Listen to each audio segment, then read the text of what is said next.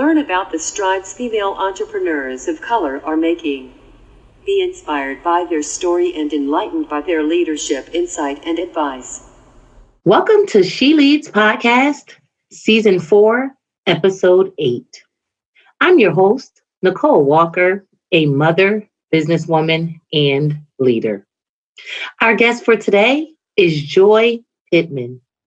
Known as an unprecedented force in the field of human resources and business management, Joy A. Pittman is a solutionist, strategist, and thought partner. Armed with a master's degree in human resources management, bachelor's degree in economics, and certifications as a senior human resources professional in her current role, Joy serves as a trusted advisor and business partner to C-suite and executive level leadership. Beyond the boardroom, Joy is a keynote speaker, panelist, and facilitator. She is the CEO of J.V.P. Legacy Consulting, LLC, where she fulfills her passion for educating and empowering others by providing effective and efficient strategies to visionaries, entrepreneurs, small business, and not-for-profit decision makers. In addition, Joy is the creator of Still Arriving, her personal content website, and the producer and host of The Joy Ride, her web series that introduces her audience to thought leaders, content experts, and industry professionals. Through these platforms, Joy aims to foster personal empowerment, multi-generational connection, knowledge sharing, and inclusion within the business environment. It is her desire to use her voice, her words, and her presence to challenge societal assumptions regarding power and privilege. A champion for diversity in the recentering of underrepresented identities in marginalized communities, Joy serves on the associate board of Grace Outreach, a nonprofit organization fostering women's empowerment through higher education, and is a member of the New York Urban League of Young Professionals. Her proven methods of business development, risk avoidance, strategic planning, and implementation allow her to facilitate operational efficiency while you focus on pursuing your passion. Without further ado, Leadership Empowerment with Joy Pittman. All right, Joy, welcome to She Leads Podcast, Leadership Empowerment for Women of Color. We appreciate you blessing us with your insight today. And I appreciate you guys having me. I'm so excited to be able to share on your platform. You're welcome. So I read your bio and I want to say kudos to you for educating, equipping, and empowering your clients in business and human resource management. That's awesome. Thank you. Thank you. Thank you. You're welcome. So are you ready to talk about leadership? Absolutely. Let's go. Okay. So I myself feel that every person is a leader in one shape or form, whether they realize it or not. Would you agree, Joy? I do. And can you tell us why you feel this way? One thing that I started unpacking a little while ago, just in trying to make peace with myself as a woman of color about things related to power and privilege and how those things really always existed in predominantly white male spaces, was understanding that wherever I sit, there's someone looking at me or mimicking me or watching my progress as a means of defining their own. And I think that's a lot of what leadership is. So every leadership position is not title-based or based on people actually even openly acknowledging, right? The little girl who watches her mom comb her hair and combs her hair the same way is being led. And I think we miss a lot of opportunities to see ourselves as leaders in those lights. But I think there's a leadership component to all of us in that somebody else is looking at either the path that we've been on, the path we're on, something we've done that they're looking at to either mimic or learn from. And in that way, we're all leaders. Okay, thank you for that. And you brought up a key point that I totally agree with, is that we're leading and sometimes we're not acknowledged in that space. So we may not know that someone is mimicking us or using us as their leader or role model, but yet it's still happening. So thanks for bringing that out. Okay, so in my upcoming book, The Code of Leadership, The If-Then Process, I outline my experiences and lessons that have helped me to become a better leader with the intention of helping others do the same. Joy, can you share what you would consider to be your code of leadership and why? So one quote that I love, I don't know who said it, but I've used it constantly, is a leader without followers is just taking a walk. And so for the code of leadership that I always look back on and say, you know, in all this magic that I'm doing from a leader perspective, when I look back, if I can't see anyone, that I've just taken a walk. And when I say see anyone, meaning how are people developing as a result of my example? How are they progressing behind me? Is their work growing? Is their craft being enhanced, right? So if I am, like I'm an HR professional, so in my HR space, if the person I've been working with for a year hasn't developed and their competencies isn't working at a higher level, right, then I've just taken a walk in my interaction with that person. So my code of leadership is to always stop and make sure that I haven't embarked on some journey alone, and that the people that are behind me, for lack of better wording, are still close enough to me that shows that they can still see me and that they're progressing in themselves as they follow. I think the other stuff about leadership style and, you know, whether you are a charismatic leader or, you know, whether you're data driven, I think all that stuff is stylistic. But I think my universal code is, can I see the folks behind me? If I can't, then that clues me to stop, go back and get them, figure out where I lost them, right, and make sure that they keep coming up. If they're surpassing me, right, that either means I did a good job or I'm not maintaining my level of expertise. But it's always about checking the people that I'm supposed to be leading and using them as a gauge to see how effective I'm being in my leadership. Okay, thank you for that. I like that. So I believe all leaders experience failure. I myself, I don't like to consider them failures. I like to consider them lessons, take more of an optimistic view. But Joy, can you share your view on failure and what it means to you? So my view of failure is an opportunity to do something over differently and to make those adjustments. I know that it sounds very cliche. People, you learn a lot more from failure than you do from success. But that's really kind of my viewpoint on it. I think that in the opportunities that I've done well, I haven't been, especially much earlier in my career, I kind of try to do it now, but when you succeed, we normally don't feel the reason to look back and say, what could I have done better because you succeeded, right? So if I get a 98 on a test, most people don't look back and say, well, dang, how did I miss that 100? You know, how did I miss that extra credit? But if you get a 65 on that exam, right, you're going to look back and try to find all the areas where you could have done better to excel. So I think that failure creates those opportunities for us to do some self-assessment and self-evaluation and to see how we can show up better. I also think that it creates a space for us to reevaluate the why behind the what. There's some things in life that I failed at, and I failed at them because I wasn't supposed to be doing them.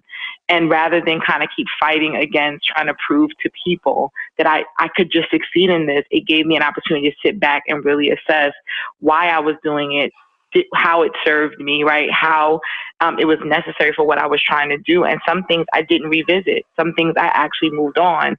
So I think that failure just creates a space for thinking. It's a thinking space.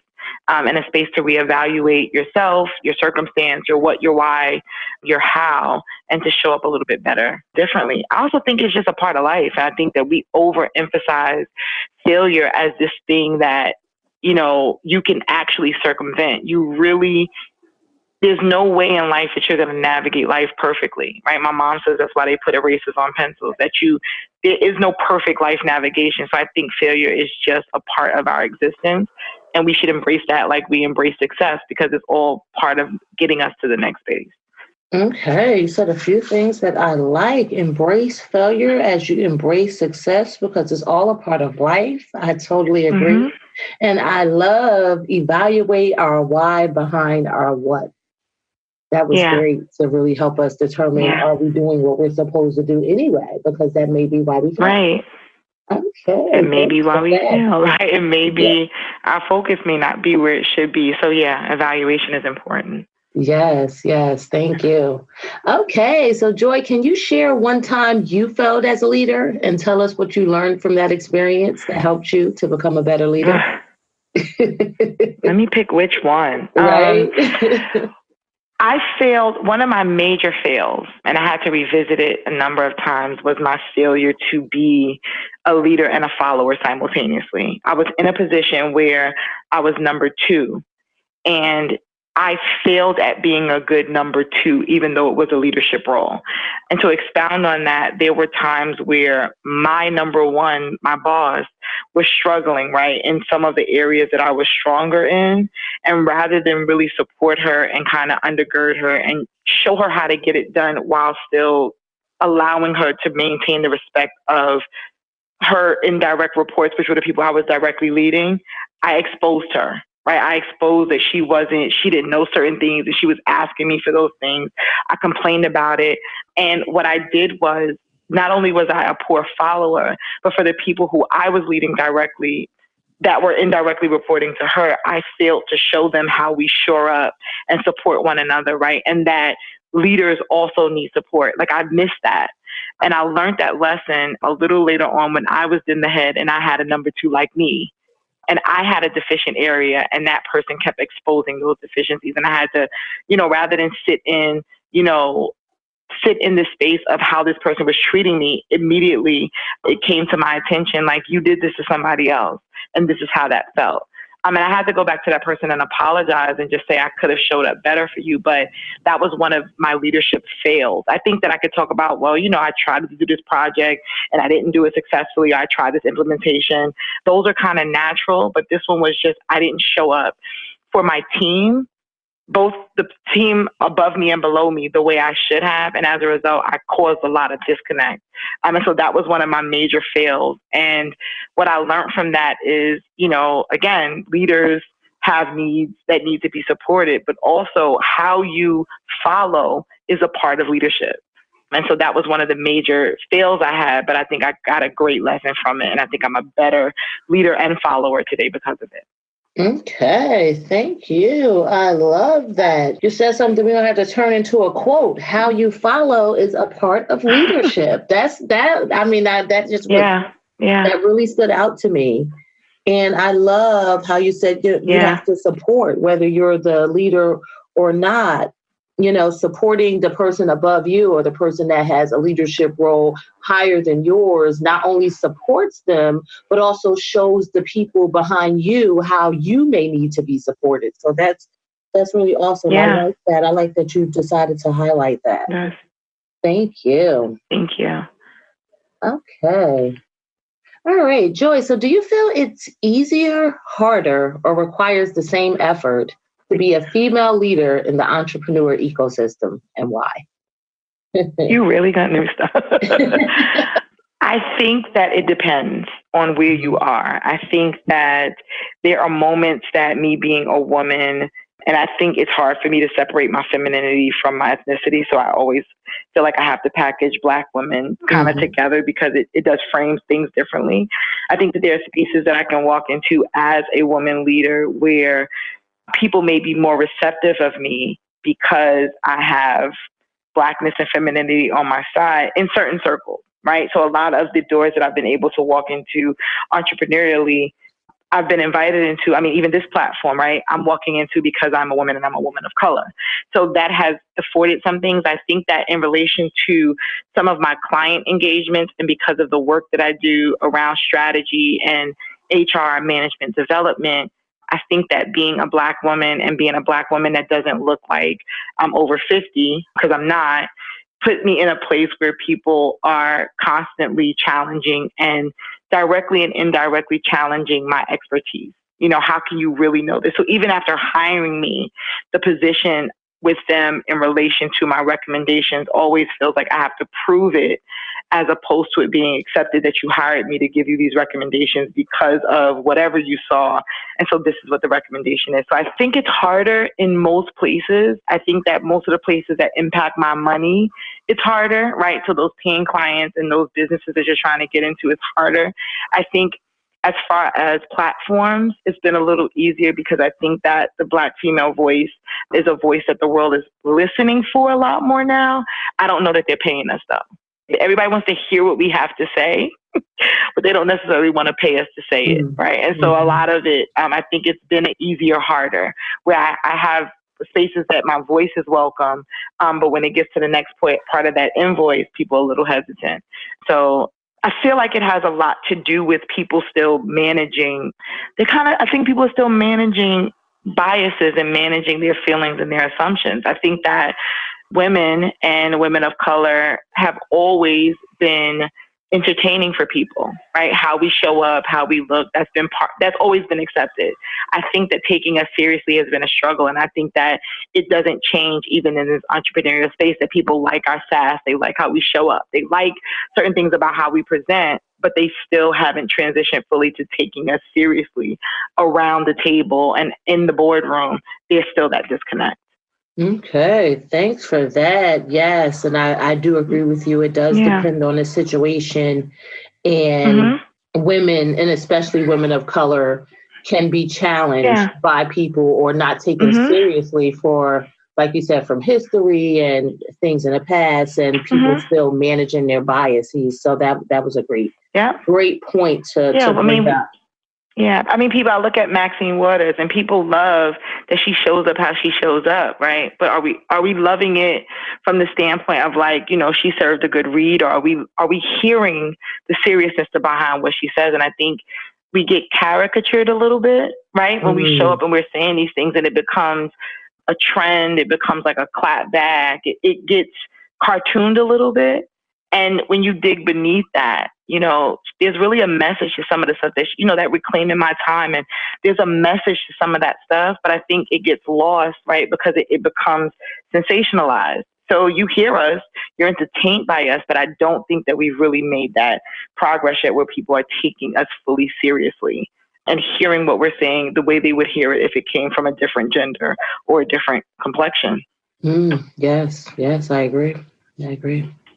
Okay, thanks for that.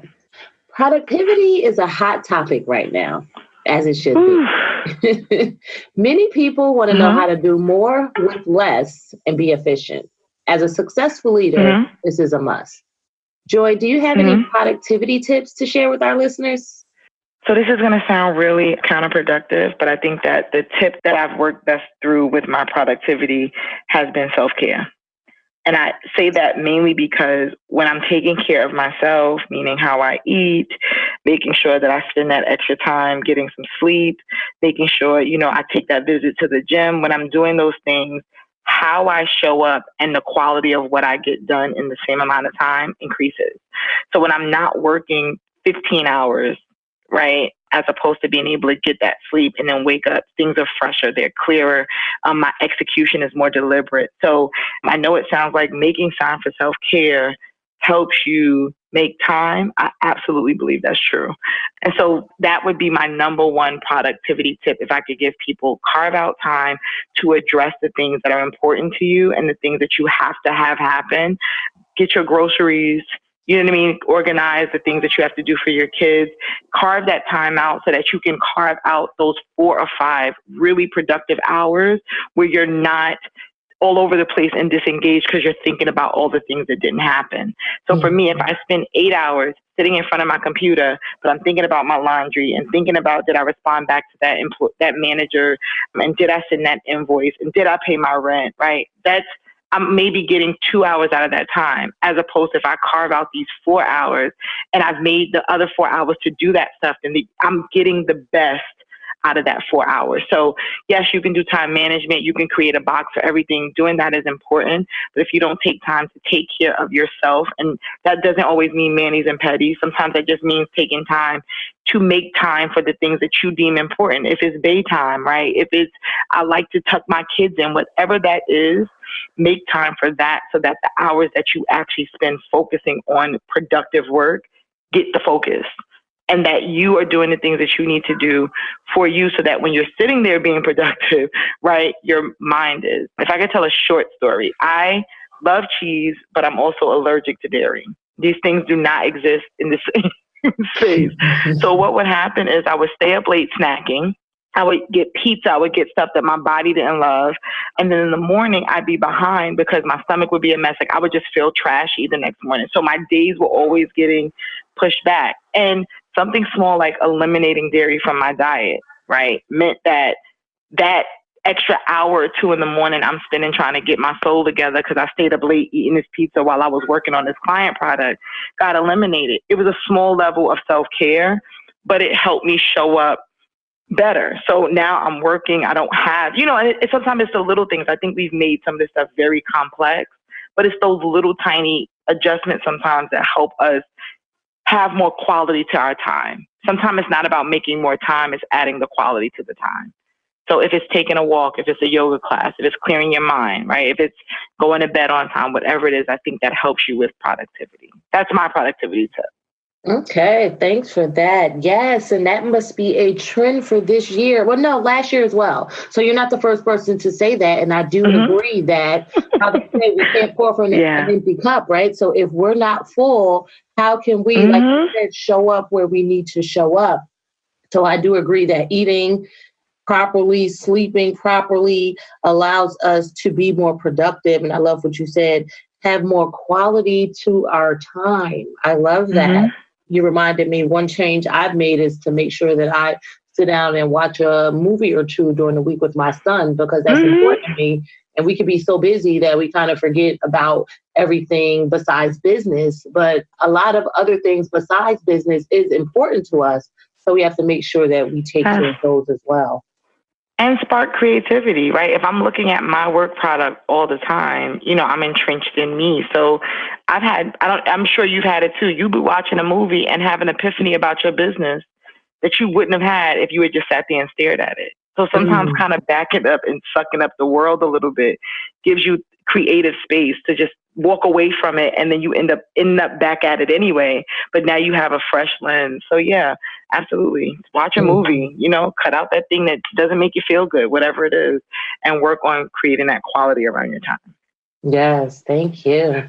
Okay, so Joy, can you share an experience that blessed your leadership and tell us about the outcome or the takeaway that you learned? Experience that blessed my leadership. So about 3 years ago, I was blessed by a leader who was a very selfless leader, which I hadn't had a lot of those. So I had a lot of leaders who you could always see where they were benefiting from the thing that they were trying to roll out. And this particular person led very selflessly, and in so doing kind of lifted me up in a way where she allowed me to be more visible.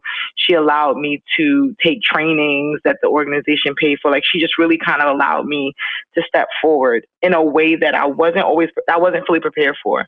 But it also allowed me to, I think sometimes with development or with leadership, we keep thinking of our upward trajectory.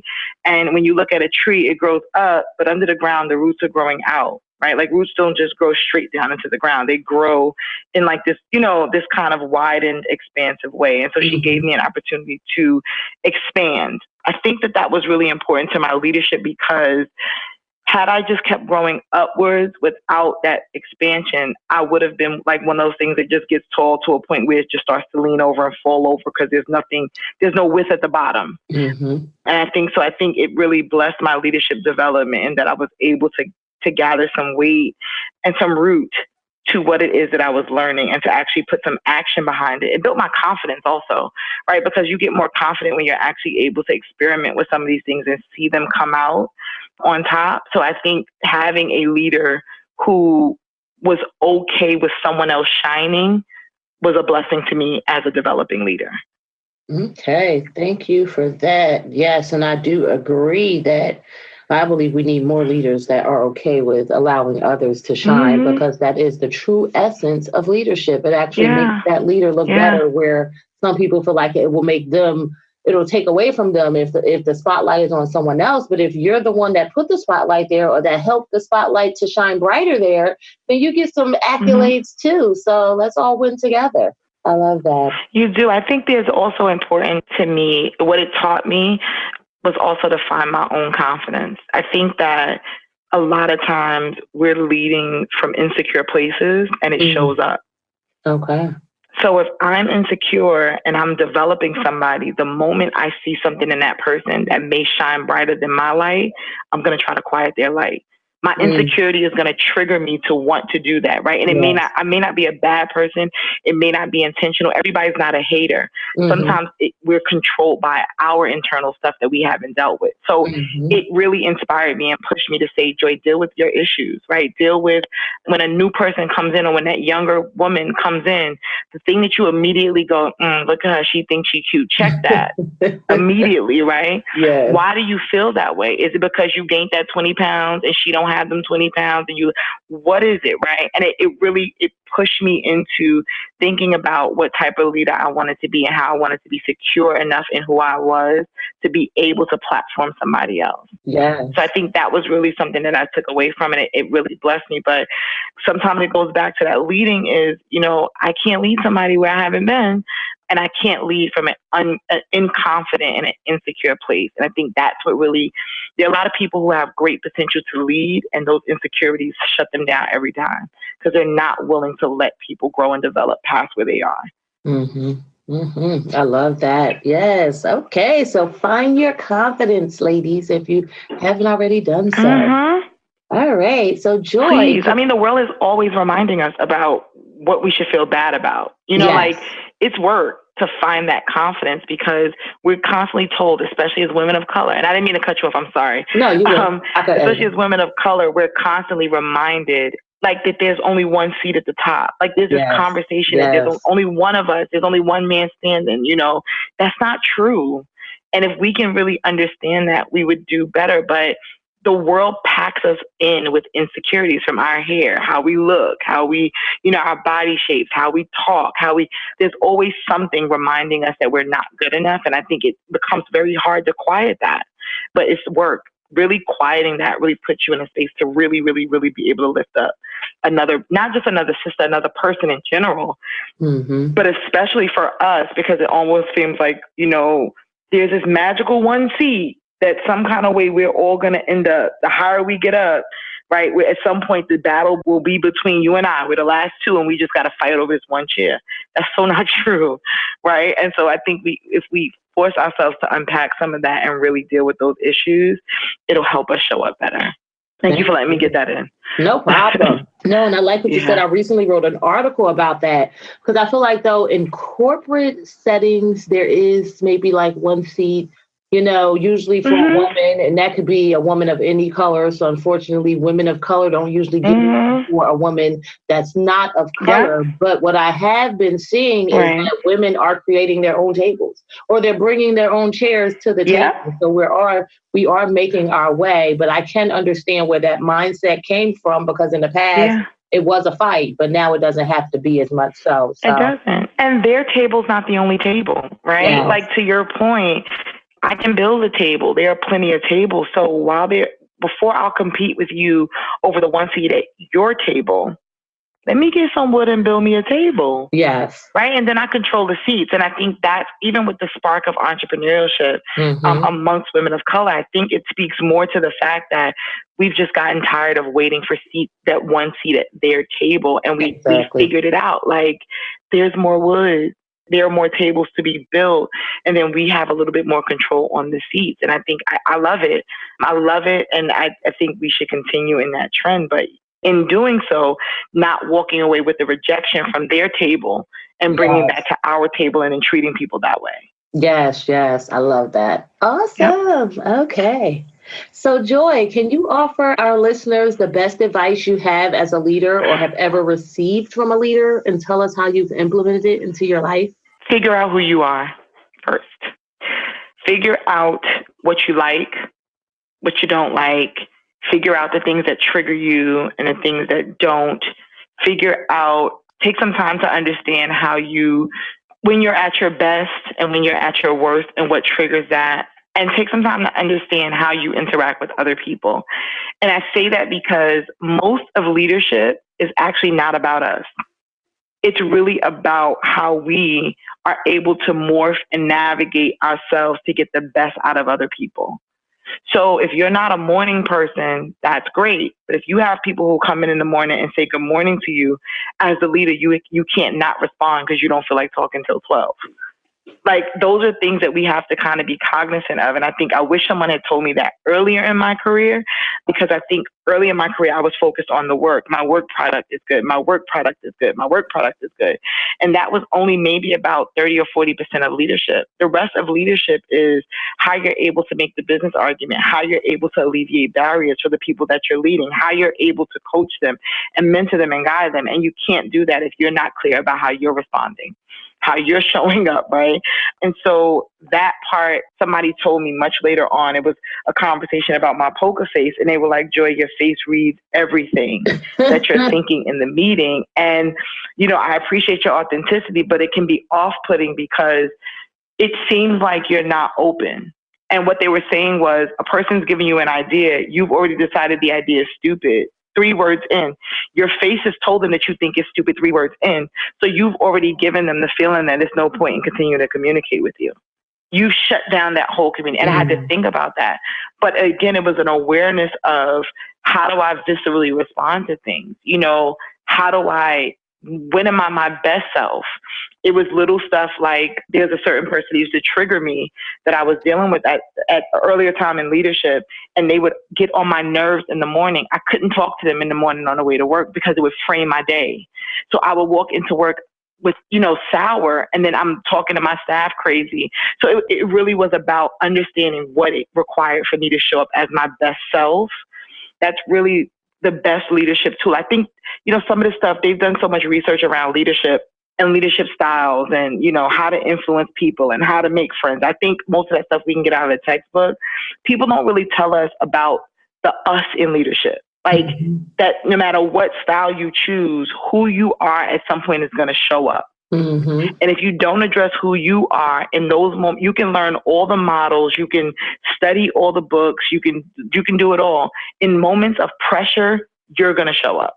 And if you haven't figured out how to manage you and how to manage all that stuff and how to really correct some of the stuff with you, moments of pressure will show up. You'll show up in those moments of pressure, and you may actually undo all of your great leading to that point. And I've done that. I've totally sabotaged myself in meetings because a person knew how to push my buttons, right? And walked out of that meeting having pretty much thrown away all of my credibility because I didn't know how to manage that one person. That person managed me in a meeting. So I think that leading part really, really says a lot of us have to spend a little bit of time with us. There's a lot of who you are that will continue to show up in your business, in your leading style, in your interactions, especially in moments of pressure. So if that means get a therapist, if that means unpacking some things, if that means a safe space and a friend, however that works. But some of us have bottled up trauma, right? Like life trauma, especially again, women of color. You know, they let us cry for a little while, then you got to pack it all away and get back to life. We may need spaces to think about how to unpack that stuff safely because it comes up. It absolutely comes up. If I can add a personal story to that, I had an employee who reminded me of a leader I had in the past that was very nasty to me. And what I had begun to do was kind of mistreat that person a little bit because they reminded me of somebody else. I never unpacked the trauma from that relationship. So, you know, I was generally fair. I wasn't like writing them up and, you know, making up stories on them, but my willingness to entertain them was really stifled because of somebody unrelated to them. Wow. Like totally different experience, but I didn't fit in that. I know women who have told me, you know, I can't stand leading men. And some of that is how the men have showed up, but some of that is we haven't dealt with, and I hate to kind of throw this back up, but like some of us haven't dealt with daddy issues and, you know, failed relationships or the things so men come into our space and we're immediately like, he gonna hear what I have to say. Like we're kind of like getting real authoritative and like gearing up on these brothers. And it's like, he's not that guy. Now, not to say that they can't do better, right? But sometimes we're gearing up because we're reacting to somebody else. So sometimes we do have to sit in and unpack some of those disappointments and where it's left us. I know women, especially in our community, dealing with child loss, right? some of how we deal when women are going through that stage. Can I show up for my employee when she's happy about having her baby and I've lost mine? How do I show up for that woman? How do I support her? I'm leading her. And how do I not come across like I don't care when it's really my stuff? You know, like we take a lot of our stuff and pack it up, but it shows up. Mm-hmm. You know, and how we really support the people we lead. So I think that, you know, that's the one thing that's the one thing that I've worked with constantly is unpacking me and how am I triggered by my staff and how am I triggered by the things that they're going through and am I able to show up for them instead of, and, you know, do I need that cup of coffee to not be a monster in the morning, right? Like what do I need to get there and show up best for them? And then making sure that I take responsibility for creating that for myself.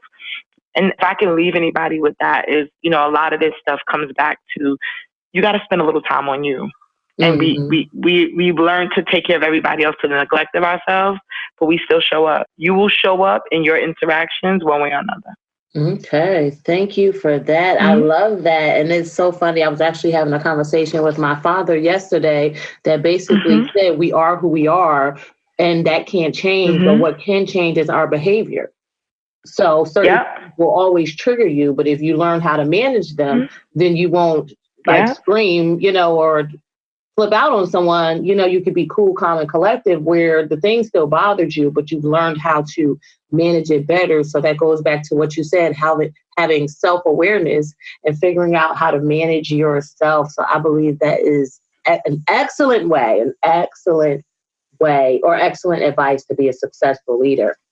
Okay, so Joy, you made it to the finish line. How do you feel?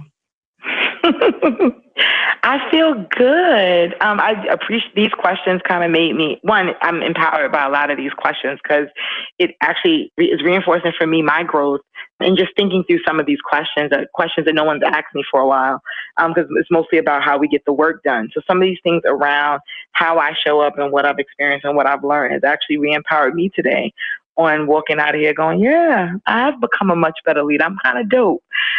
Yes. And having that moment. So I do appreciate these questions and this engagement. I really do. Awesome. Thank you. I appreciate that feedback. Yes. And I wanted to, like, the idea of leadership, like you said, we think about other people, but leadership starts with us, right? So we have to have our mind right and figure ourselves out, and then we can actually effectively lead other people. So thanks for that. I appreciate it. Absolutely. Absolutely.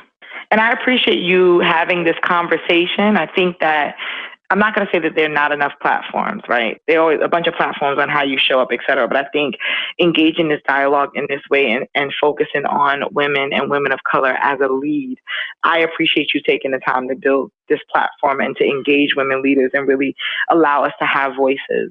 So I do appreciate and I want to thank you for being so gracious as to share your platform with me and my voice, right, on this topic. I really do appreciate it. Awesome. You're welcome. You're welcome. Okay. So Joy, I want to thank you again for being our guest on She Leads podcast, Leadership Empowerment for Women of Color. But before we part, do you want to give our listeners your contact information or mention any events, products, services, and or ventures that they would benefit from knowing about? Absolutely. So, as you already should know, my name is Joy Pittman. My website is www.joypittman.com, and all information regarding how to contact me is there. By trade and profession, during the day, I'm a human resources professional.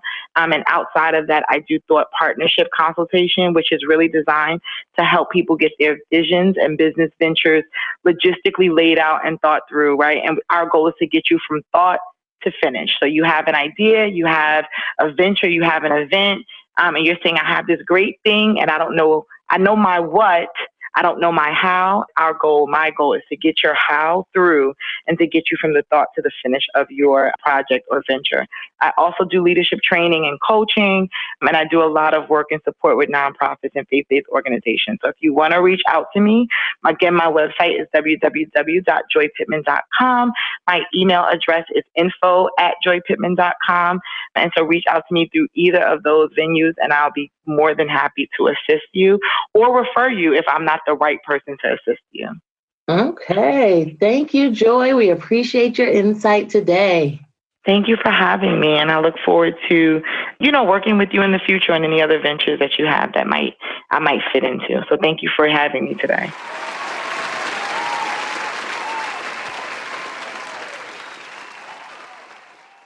I really enjoyed this interview with Joy, and I hope you did as well. I agree with Joy's viewpoint on the importance of self-care to be more effective and productive. As Joy mentioned, our eating, sleeping, and exercise habits play a direct role in how we show up. Taking time to care for ourselves puts us in a better place mentally and physically, which leads to increased focus and the ability to get more done with the time we have. As Joy mentioned, we need to add more quality to our time, and self-care is a great way to achieve this. A quote by Katie Reed reads, "Self-care is giving the world the best of you instead of what's left of you."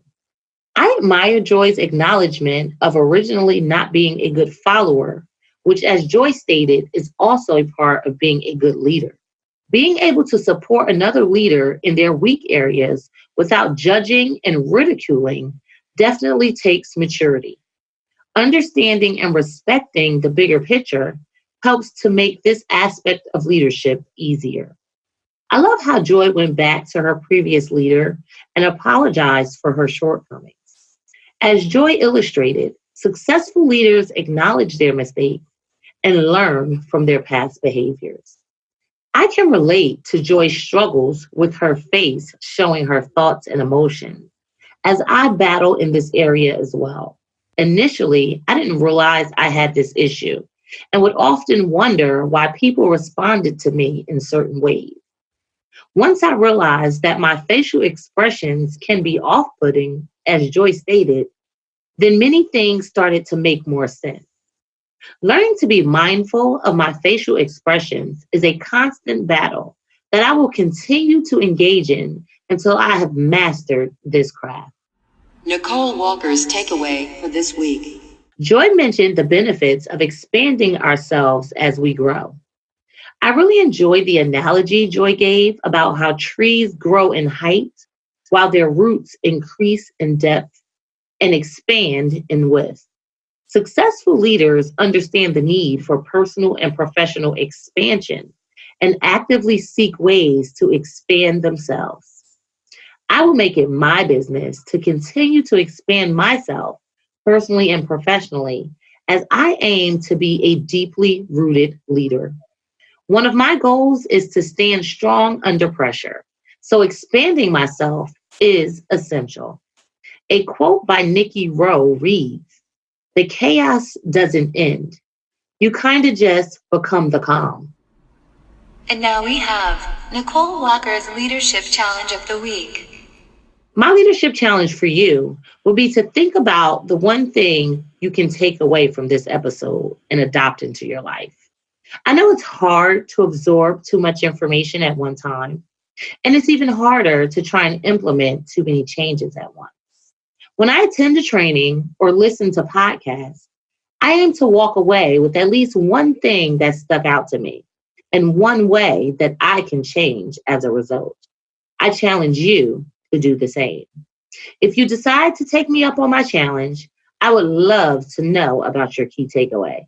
If you care to share, please go to the She Leads Podcast discussion group on Facebook and leave your comment under the Takeaway Thursday post for Season 4, Episode 8. Don't forget to subscribe to She Leads Podcast. Don't forget to subscribe to She Leads Podcast for first access to future episodes. And also like and share this episode of She Leads Podcast entitled Evaluate the Why Behind the What with Joy Pittman. Thanks, and until next time, be empowered and empower on.